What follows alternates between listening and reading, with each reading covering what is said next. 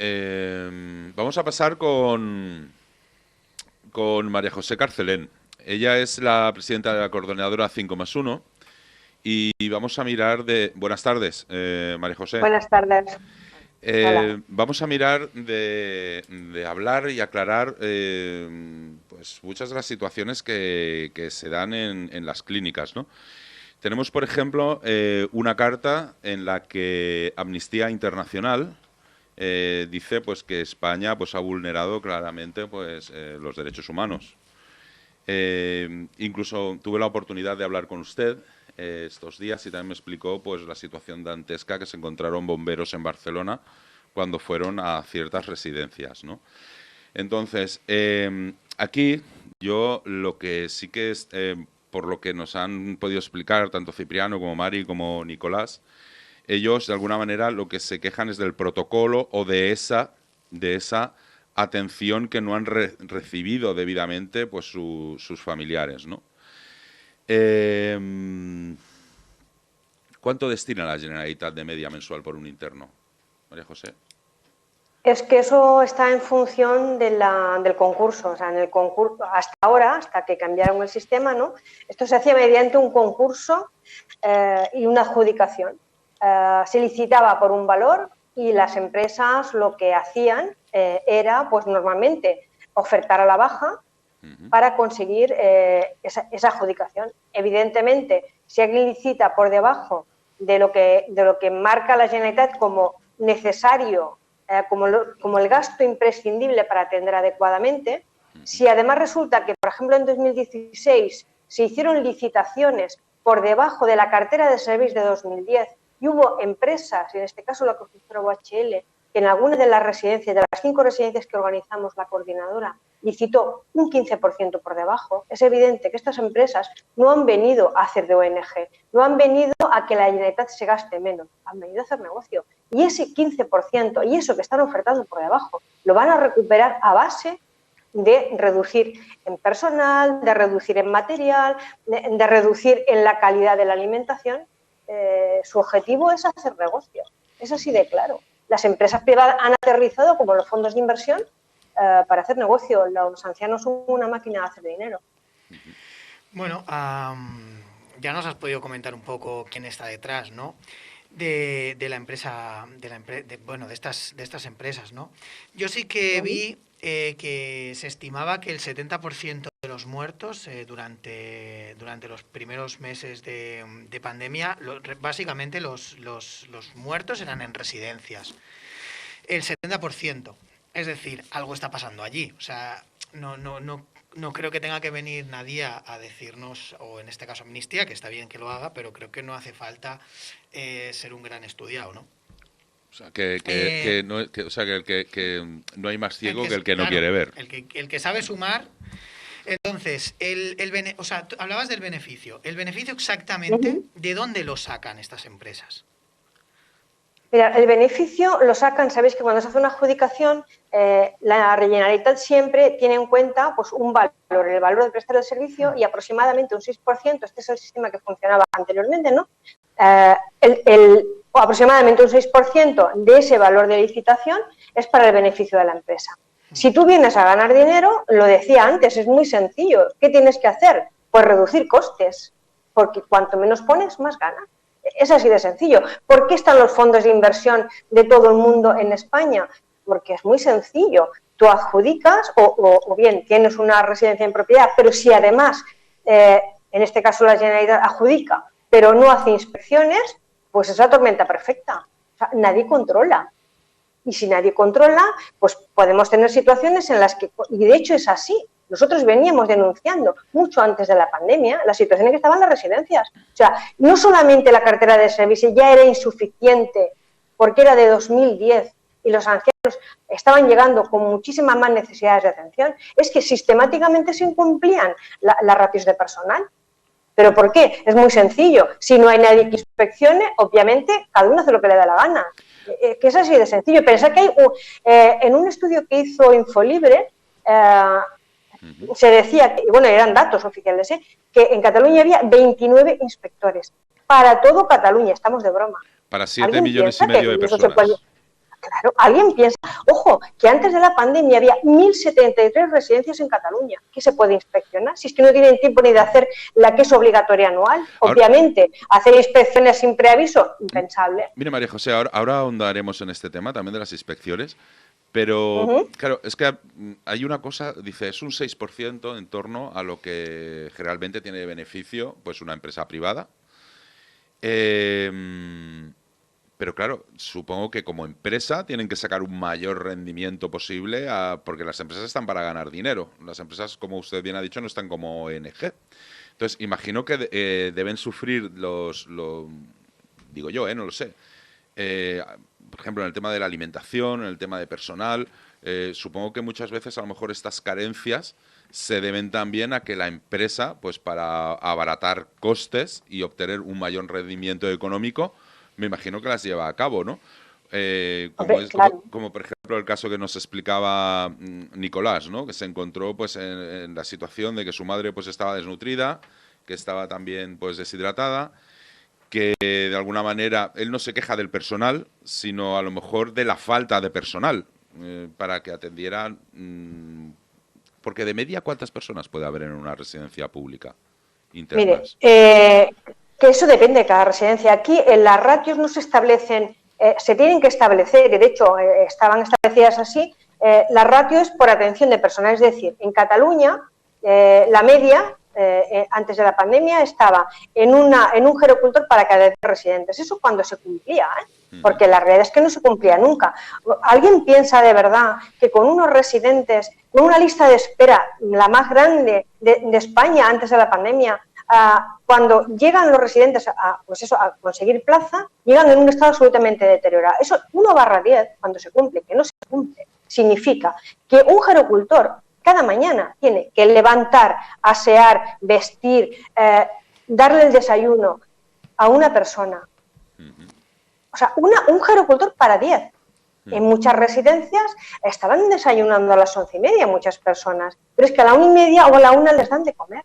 Es que tenemos un problema. Teníamos antes de la pandemia y hemos tenido un problema durante la pandemia y lo seguimos teniendo, que es la falta de personal. Nosotros el 23 de marzo en un correo electrónico a la Generalitat le poníamos sobre aviso de diversas cosas. La primera era que era imposible hacer aislamiento porque eran habitaciones dobles y estaban todas ocupadas. Segundo, la falta de personal. Si ya teníamos poco personal, le estábamos diciendo una cosa muy clara. Mire, es que cuando los trabajadores se enfermen no habrá nadie que atienda a los residentes. Y eso es lo que pasó. Porque no había test, porque no había EPIs y porque encima nosotros les pedíamos, mirad, los positivos hay que sacarlos de las residencias y llevarlos a un centro medicalizado, porque las residencias son hogares, no hay servicio médico ni enfermería 24 horas. ¿Qué pasó? Que efectivamente los trabajadores empezaron a enfermar y no hubo repuesto. Y cuando volvimos a entrar nos encontramos a los residentes absolutamente, la expresión que han dicho mis compañeros antes era clarísima. O sea, parecía que salían de un campo de concentración. Todos habían perdido muchísimos kilos y esos kilos, esa pérdida de kilos no lo dio la COVID. O sea, lo dio seguramente la falta de atención. Eso sí de claro. María José, las personas que están al cuidado, por ejemplo, de ancianos en una residencia pública, porque yo es que a veces cuando se habla de atención sanitaria, una cosa es la atención sanitaria pública, nosotros tal y como la entendemos, y luego está la atención sanitaria que reciben los internos de una residencia pública. A mí me sorprendió, cosa que no sabía, de que, por ejemplo, pues un interno de una residencia pública, en el momento que entra a una residencia pública, por ejemplo, pues de alguna manera pierde el derecho a ser visitado por su médico del ambulatorio. No sé si nos puede explicar algo más por ahí. Y luego también, ¿qué titulación también requiere pues el personal que está al cuidado de estas personas mayores? Porque aunque son personas mayores, tienen patologías, enfermedades propias ya de la edad. Que me vengo a referir, y no son enfermeros o enfermeras como tal, ¿no? Si nos puede comentar, nos puede responder a estas dos preguntillas, por favor. Sí, verás, cuando un anciano entra en una residencia, y no solo en las públicas, pierde el derecho a ser atendido por el CAP. Perdía antes de la pandemia el derecho a ser atendido por el CAP. En el 2009 se privatizó la atención primaria en las residencias y, por lo tanto, los ancianos dejaron de tener su médico de referencia en la sanidad pública para ser atendidos atendidos entre comillas, por una empresa privada que tenía que hacer esa función. Nosotros ya en 2017 ya veníamos exigiendo que los ancianos volvieran a la sanidad pública, que eligieron ellos, que era su derecho. O sea, les habían quitado su derecho a ser debidamente atendidos por la sanidad pública. Si eso no funcionaba antes de la pandemia, pues os podéis imaginar que durante la pandemia eso fue un auténtico desastre. De hecho, hubo un antes y un después en las residencias cuando se traspasaron las competencias de Afers Socials y Familias a Salud y entraron los CAP. Y cuando entraban los CAPs a las residencias es que salían, a mí me han explicado amigos que tengo de primaria, que es que algunos salían llorando de lo que veían, ¿no? Es así de claro. O sea, ¿qué pasó? Pues, y eso quiero decirlo por si no me lo preguntáis, porque creo que hay que decirlo. Desde que se cerraron las residencias hasta aproximadamente mediados de abril, los ancianos no fueron a los hospitales.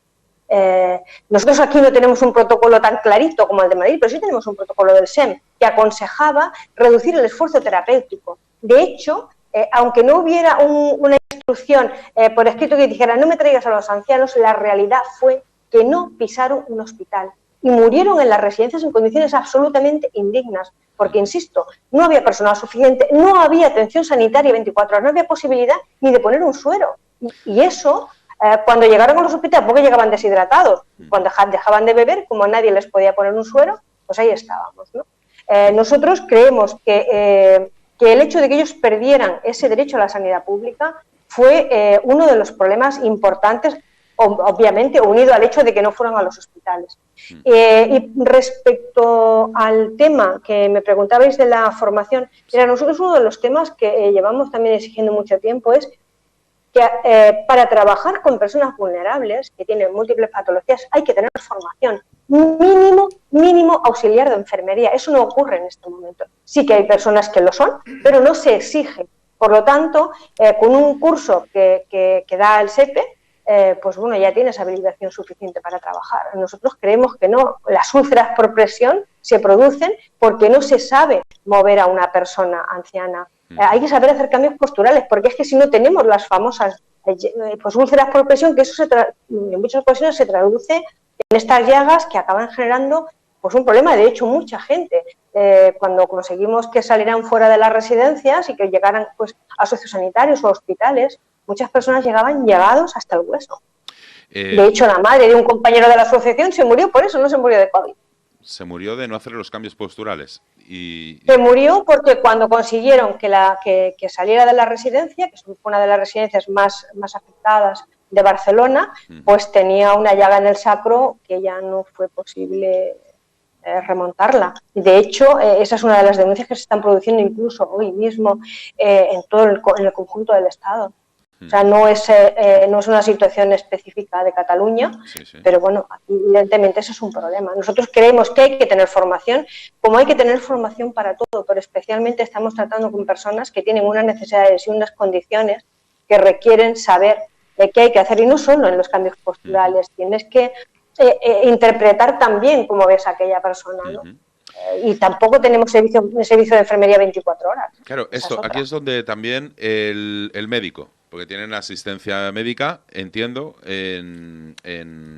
dentro de la residencia, pero este médico, por ejemplo, que pertenece pues a la empresa privada, aparte de llevar a todos los residentes, imagino, de esa residencia, ¿cómo funciona esto un poco? ¿Ese mismo médico está en varias residencias? ¿Únicamente se dedica a esa residencia?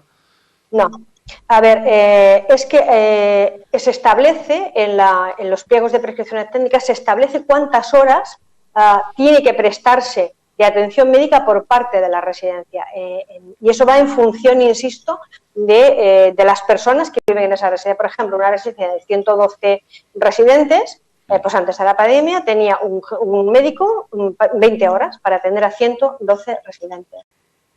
Nosotros lo que decimos es que aunque haya un médico de la residencia, el anciano tiene que tener derecho a acudir a su centro de atención primaria y tiene que tener un médico de referencia en la atención primaria, porque esta persona, este médico que tiene 20 horas, primero no es de la sanidad pública, y segundo, no tiene solo la atención a los médicos, tiene toda una labor burocrática cómo es hacer los informes, cómo es desde autorizarlas. O sea, claro, pensad que como no hay médico en el CAP, también se gestiona la receta electrónica, se tiene que gestionar desde la propia residencia mediante esta empresa privada, ¿no? Hay toda una serie de tareas que tiene que hacer el médico que no son propiamente atención. Entonces nosotros decimos, ¿dónde está escrito? ¿Dónde pone, en qué norma, en qué ley pone que el hecho de entrar en una residencia pierdes como ciudadano tu derecho a la atención sanitaria pública?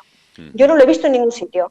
Aquí justamente es donde quería preguntarle, María José, porque entiendo que cuando una persona acude a una residencia, pongamos el caso de que yo acuda a una residencia a que atiendan a uno de mis mayores, ¿no? A mí, o sea, desde el primer momento se me informa de este tipo de prácticas o no, porque claro, yo hablando que hemos hablado esta semana una vez, es que lo primero que se me viene a la mente es y con perdón, que igual se me malinterpreta, pero es que se me viene a la mente el tema de las preferentes también, ¿no? Es cómo se aprovecha siempre de la gente mayor para engañarles o para utilizarles como básicamente como si fueran un producto, y con perdón, Fondo buitre, son un producto. Y lo dicho, es que no se informa detalladamente de que todo esto va a empezar a pasar. Como lo he dicho, como persona o como... te lo diré cuando más haga. Como familiar, ¿esto se informa de que esto va a empezar a ocurrir así? Bueno, a ver, es que yo la verdad es que cuando ingresó mi madre no recuerdo que me informaran, pero en todo caso hay una cosa muy clara que hay que preguntar a la Generalitat. ¿Por qué privatiza? ¿Qué intereses hay detrás? Si con la privatización se ahorran dinero, seguramente es que están aceptando que la atención que van a tener no es buena. Porque lo que hay que hacer, si un centro de atención primaria tiene una residencia cerca y eso significa que tiene más trabajo, en lugar de privatizar y dar negocio a una empresa que no es más que una puerta giratoria de altos cargos de la propia Generalitat, lo que hay que hacer es reforzar esa atención primaria, reforzar los CAPs, que eso es la atención sanitaria a la que tenemos derechos todos. Y no solamente eso va a revertir en que tienen una buena atención sanitaria, sino que el resto de ciudadanos también. Vosotros sabéis y sabemos todos a estas alturas que la atención primaria es una de las grandes olvidadas por la sanidad pública en Cataluña. Un 25% menos de inversión, cuando tenemos evidentemente más ciudadanos, ¿no? Por lo tanto, está claro. O sea, ¿qué se obtiene privatizando? ¿A quién beneficia? ¿A los ancianos? Obviamente no. María José, ¿la medicación del interno se la paga el propio interno? A ver, la medicación del interno, el interno sigue teniendo su receta electrónica y los medicamentos que entran, obviamente, pues los recibe también de la Seguridad Social. Él paga el porcentaje que le toca, sí, como el resto de ciudadanos. En ese sentido, sí, claro. Vale. Evidentemente, el problema que tenemos los ancianos es que muchos de los medicamentos que usan, curiosamente, ya no entran por Seguridad Social. Eso es perfecto, porque eso permite que las farmacéuticas hagan negocio, pues imponiendo unos precios que en muchas ocasiones son abusivos, claro. Antes hemos comentado el tema de los controles que efectúa la administración. Para ahondar un poco en este tema, usted antes, perdona María José, tú, antes nos comentabas el tema de que la ineficacia de estos controles, pero ¿cómo se llevan a cabo estos controles? ¿Quién los hace? ¿Lo hace personal funcionario? ¿Lo hace personal de la empresa privada? ¿Esto se avisa antes de realizar la inspección? ¿Se avisa de que se va a ir? Por ejemplo, en un centro donde haya 100 internos, ¿se fiscalizan todas las habitaciones, una por una? ¿Sabría usted explicarnos un poco cómo funciona esto? No. Mirad, quien tiene la competencia para hacer las inspecciones es la Consellería de Trabajo, Afers Socials y Famílias. Bien, esas inspecciones las tienen que hacer, obviamente, inspectores. Ya he dicho antes que en un estudio, información facilitada al periodista por la propia Generalitat, hay 29 inspectores para todo Cataluña. Por norma, hay obligación de hacer una inspección anual en todas las residencias de Cataluña, no solo públicas, sino también privadas. E insisto, antes de la pandemia, 1073.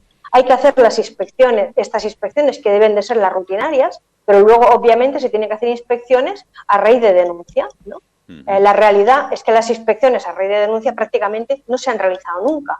Y las otras, pues nosotros hemos dicho siempre que se preavisa. La Generalitat lo ha negado por activa o por pasiva, pero eso no solamente lo hemos dicho nosotros, sino que muchos partidos políticos en el propio Parlamento lo han dicho así. Está claro que se preavisa. Cuando tú preavisas que vas a hacer una inspección, te vas a tomar un café, porque a inspeccionar obviamente no vas. Y además, esta plantilla es absolutamente ridícula para las necesidades. En la residencia de mi madre, cuando nosotros nos pusimos en marcha con la adjudicación a la constructora OHL, nosotros pusimos muchísimas denuncias firmadas por todos los familiares y la respuesta que obteníamos en aquel momento era: la empresa dice, la empresa manifiesta. Y en una de las reuniones que tuvimos con la Generalitat nos decían: claro, es que si nosotros no confiamos en los gestores a los que le hemos adjudicado, pues estáis haciendo un acto de fe. Y los actos de fe se hacen en la iglesia. Cuando unas familias están denunciando, no lo hacen porque no tengan nada más que hacer, lo hacen porque hay unas negligencias y algo que resolver, que hay cosas que no funcionan. Y esas inspecciones no son efectivas, no son suficientes y, desde luego, y muy importante, las sanciones son absolutamente ridículas. Y me explico. Si tú a una empresa, a un fondo buitre, por incumplir, incumplimientos graves, le sancionas con 6.000 euros, pero se ha ahorrado 40.000, te va a pagar los 6.000 y va a seguir incumpliendo, porque evidentemente le sale a cuenta. Ese es el problema. Y cuando tenemos situaciones como son las de maltrato, de abusos deshonestos, de muchas de estas cosas que han pasado en residencias, como la de mi madre, ¿no? Está claro que tú a esa empresa no le puedes sancionar económicamente. Nosotros exigimos que cuando estemos hablando de faltas muy graves, como puede ser el maltrato, eso tiene que dar lugar a la rescisión inmediata de ese contrato y que no pueda volver a trabajar nunca más en ninguna otra residencia. Y en las privadas, mire usted, pues que los cierren. Si la atención que se da a los ancianos no es la correcta, eso no lo podemos resolver con una sanción ridícula, porque estamos incentivando el incumplimiento. Es así de triste. Y es más, no solo eso, sino que como tienen que recuperar esas sanciones, pues vamos a seguir teniendo incluso peor atención todavía. Creo que hay que aumentar indudablemente y de forma importante la plantilla de inspectores, y esas inspecciones tienen que ser serias, sin preaviso y en horario nocturno también, porque ¿qué pasa? Cuando nosotros podíamos entrar a las residencias, controlábamos qué pasaba durante el día. Tú ibas a la planta y tú veías cuánta gente había trabajando, pero en la noche no sabemos qué pasa. Si no hay inspecciones en horario nocturno, pues esto es jauja, ¿no? Nos comentaba el tema de denuncias. Aproximadamente se saben en número, las denuncias que se hacen anualmente, por ejemplo, en Cataluña. No, nosotros nosotros creemos que pero mira, es que no solamente nos hace público, es que primero hay que hacerlo público y hay que hacer público también a qué residencia se sanciona. Y mire, lo que no puede ser es que por encima del derecho de los sanciones, por encima del derecho de los familiares a saber cómo está funcionando una residencia a la que va a llevar a un familiar, no puede ser que por delante de eso estén los intereses económicos y el buen nombre de la empresa. Mire, cuando alguien incumple, el buen nombre es que da lo mismo, es que lo que importa es la protección de las personas. Nosotros creemos que tiene que haber que ese número de sanciones tiene que ser público y tiene que ser pública la relación de las residencias sancionadas, sin lugar a dudas. Aquí no estamos hablando de su derecho al honor. ¿Qué honor? Si te han sancionado, seguramente es que honor tenías cero, ¿no? Por lo tanto, ese es otro de los muchos temas que hay que resolver. Desgraciadamente, tenemos un trabajo infinito por delante y hay que tener ganas por parte de la Generalitat de hacerlo. Nosotros impulsamos una propuesta de resolución el año pasado, que se aprobó en el Parlamento, de los 10 puntos que exigíamos, salieron todos, salvo la gestión pública de las residencias públicas, que era una de las cosas que era para nosotros muy importante. Obviamente no se ha implantado nada. Lo más importante y lo primero que llevábamos por delante era modificar las ratios de personal, un gerocultor para cada 4 residentes y desde luego servicio de enfermería en el turno de noche. No se ha implantado nada. y no se ha implantado nada. A ver, las elecciones fueron en febrero. Nosotros movimientos en el sentido de cambiar, de revertir la situación límite en la que estaban las residencias, porque estaban así, y eso estaba debajo de la alfombra. El COVID no ha hecho nada, lo que ha hecho ha sido sacar a la luz pública lo que ya existía. Y no hay, a nosotros no nos parece que haya voluntad de modificar nada, porque no vemos que se esté haciendo. María José, mire, tenemos constancia, lo digo para quien nos esté escuchando, que mucha gente estará pensando, bueno, ¿y por qué no denuncian? ¿Por qué no denuncian? ¿No? ¿Por qué Fiscalía no persigue toda esta manera de hacer? ¿No? Nos consta de que desde la asociación, incluso familiares que han padecido en sus propias carnes, en el carne de sus familiares, pues esta situación, han acudido a los juzgados. Y estas denuncias se tienden a archivar. Porque aquí parece ser que tenemos la filosofía, antes precisamente lo estábamos comentando fuera, de que la violencia solo se entiende ejercida cuando hay acción.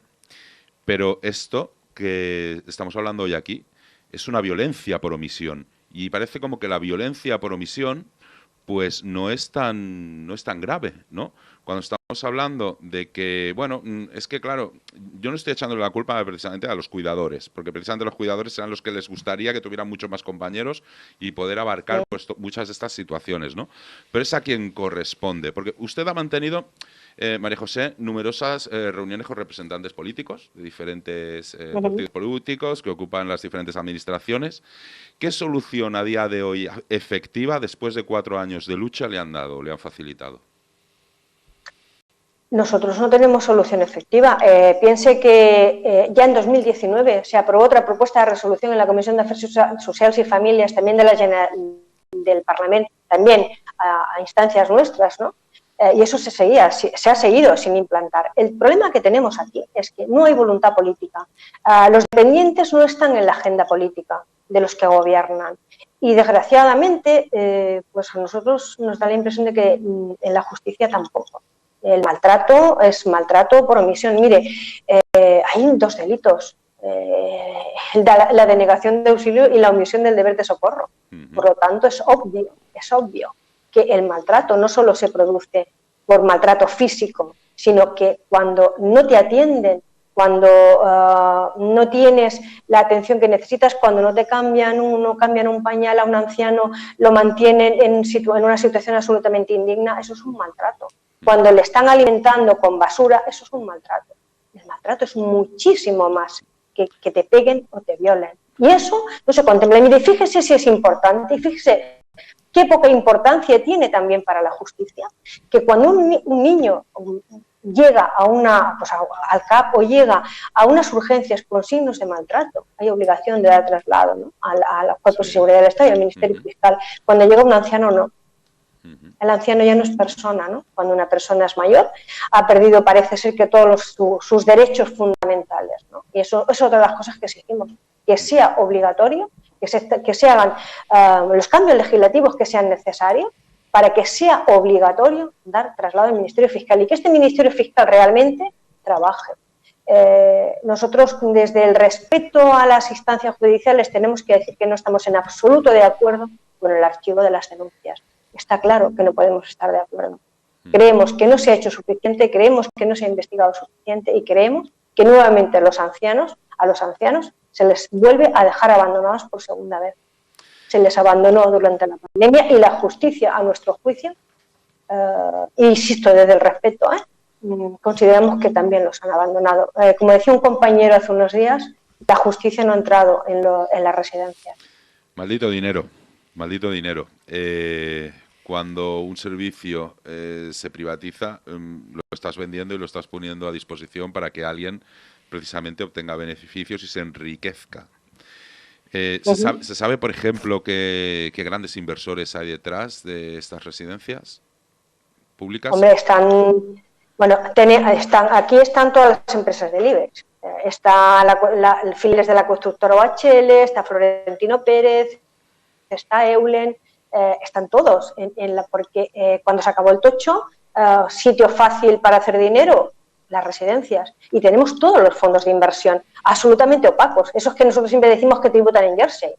Pues eso los tenemos aquí, ¿no? Y a nosotros en este momento nos chirría que a estos que no están tributando en el país se les esté dando dinero. Ese dinero que va a venir de Europa tiene que venir para revertir la situación de las residencias, para construir más residencias públicas, porque estamos por debajo del 5% que marca la Organización Mundial de la Salud, un 5% de residencias para atender a las personas mayores. Estamos por debajo.